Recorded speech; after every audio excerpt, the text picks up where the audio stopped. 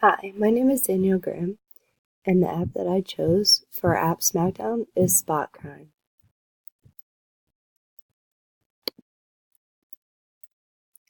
For the usage, I downloaded this application and it allows you to use your location and track the crime going on near you.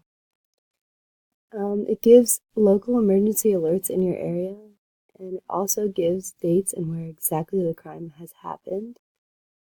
And it allows you to submit a crime tip at the top of the app for any location if you see any crime. And you can do that anonymously. It also you can change your location to see where a crime is happening and type in any address to see what is happening in and around that area. I chose this app because it is very easy to use and navigate.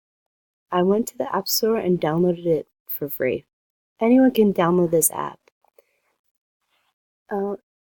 It allows you to know when crime is happening and will give you local alerts. And it gives you lots of information about the crime going on in the world. This application will be good for future use because I want to become a forensic psychologist. Forensic psychologists take on the role of evaluating parties in criminal cases on mental health issues. This app creates the basis of the crime going on in the area and allows forensic psychologists to have an idea of what area of the U.S. their patient is in and how crime can affect the mental health in those areas. It would be used very good for research purposes to see what areas have more crime in them and to try to figure out the why.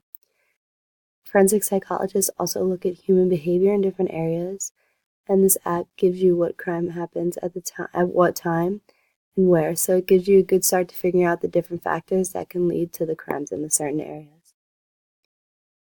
I believe that at Stockton, it can be a great tool for criminal justice majors to read crime on the map, and it is interesting to see what crime is going on.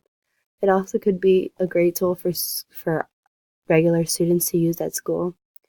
It'd be great to see what areas to not go near us and around us, and I believe that this app would keep us safer and keep us more aware of crime going on.